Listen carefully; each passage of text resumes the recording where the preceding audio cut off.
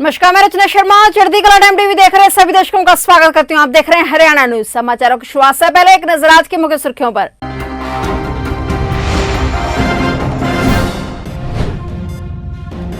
जनसंघ के संस्थापक श्यामा प्रसाद मुखर्जी की आज पुण्यतिथि। पंडित श्यामा प्रसाद मुखर्जी को श्रद्धांजलि।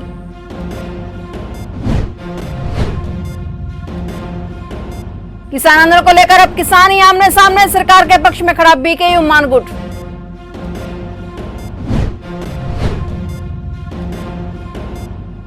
नेचुरल गैस की पाइपलाइन हुई लीक, करनाल में टला बड़ा हादसा।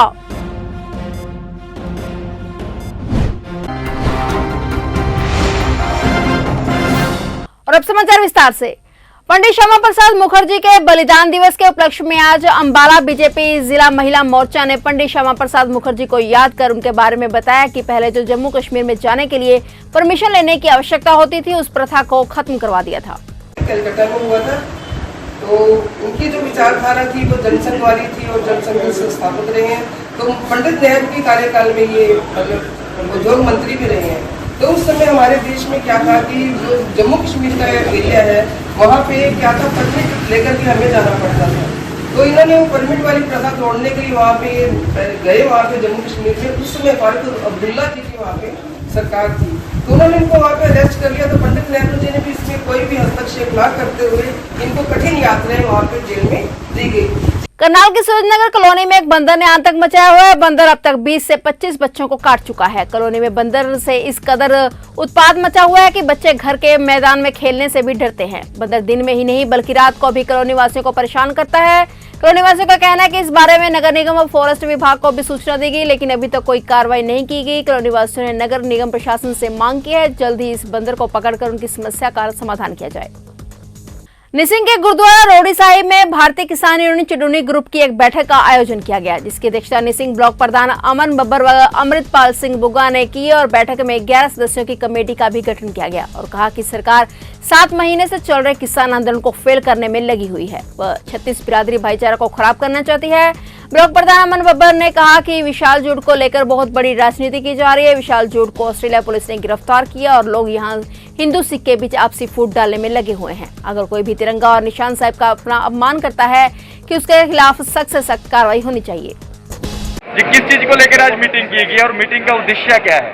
आज मीटिंग की गई है, जो बीजेपी के कुछ लोग हमारा 36 बिरादरी का भाईचारा खराब करने की कोशिश कर रहे हैं, पर हम इनको कड़ा जवाब देंगे। 26 जून को हम लोग बड़ी संख्या में 36 बिरादरी इकट्ठी होकर जा रही है चंडीगढ़, जो हमारे संयुक्त मोर्चे की तरफ से घोड़ा राज्यपाल को गिरफ्तार करने के लिए 36 बिरादरी यहाँ निसंग इकट्ठी होंगी और बड़ी संख्या में बड़ा काफिला लेकर चंडीगढ़ पहुंचेंगी और मुंह तोड़ जवाब देंगे। जो आज बीजेपी के लोग हमारा भाईचारा खराब करने की कोशिश कर रहे हैं, उनको बहुत करारा जवाब देंगे। हम 26 जून को एक बड़ा काफिला लेकर चंडीगढ़ जाएंगे।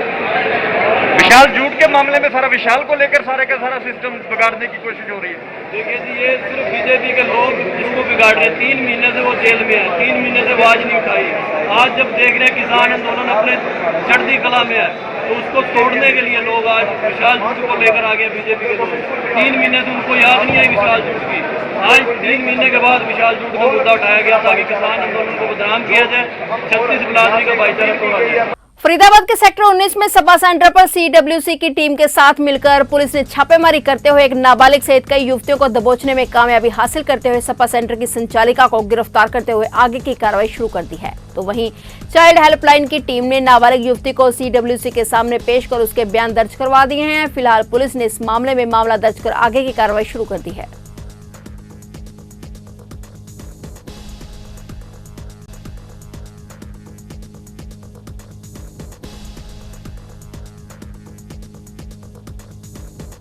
क्या नाम है, क्या डेजिग्नेशन आपकी? मेरा नाम रविंदर है, मैं चाइल्ड हेल्पलाइन में तैनात हूँ फरीदाबाद में। रविंदर जी, टीम के साथ छापामारी की गई है जी। क्या था पूरा मामला? देखिए, कल हमें गुप्त सूचना मिली थी 109 पर कि सलीन सैलून स्पा में कुछ बच्चियों से जो शोषण कराया जा रहा है। उपरोक्त सूचना पर सेक्टर 19 पुलिस चौकी के साथ हमने स्पा में गए, जहाँ पर हमने 3 लड़कियाँ देखी थी और स्पा की कोई संचालक थी वो भी थी। उसी आधार पे दो लड़कियां तो बालिग थी, एक नाबालिग थी। नाबालिग लड़की को सीडब्ल्यूसी में पेश किया गया, जिसकी स्टेटमेंट ली गई है। स्टेटमेंट कॉपी एसएचओ महिला थाने को कर दी गई है, जिस पर एफआईआर रजिस्टर्ड हो गई है। 2 लोगों के खिलाफ। क्या लड़की के परिवार से कोई अभी तक पहुंचा है? देखिए आज लड़की के परिवार से उसकी मम्मी और पापा आ गए हैं। किस प्रकार की कार्रवाई अमल में लाई जाए, किन किन धाराओं में मुकदमा दर्ज? धारा में पोक्सो एक्ट में मुकदमा दर्ज किया गया, 370 लगी है, मॉरल एक्ट लगे हैं उसमें। करनाल के सेक्टर 6 में अचानक से पाइप नेचुरल गैस की पाइपलाइन लीक हो गई। दरअसल बिजली विभाग की तरफ से इंद्रप्रस्थ गैस लिमिटेड को जानकारी दिए बिना ही खंभा लगाया जा रहा था। इसके लिए जेसीबी को बुलाकर जमीन को खोदा जा रहा था, लेकिन तभी से अचानक एक जगह से हल्की सी पाइपलाइन लीक हो गई। लोगों को गंध आने लगी तो पुलिस को जानकारी दी गई। इसके बाद आईजीएल को इन्फॉर्म किया गया। मौके पर आईजीएल के कर्मचारी और अधिकारी पहुंचे और दूसरा गड्ढा खोदकर लीक हुई पाइपलाइन को कंट्रोल करने में जुटे। हालांकि रोड को ब्लॉक कर दिया गया और 20 मिनट की मशक्कत के बाद लीक हुई पाइपलाइन को कंट्रोल कर लिया गया।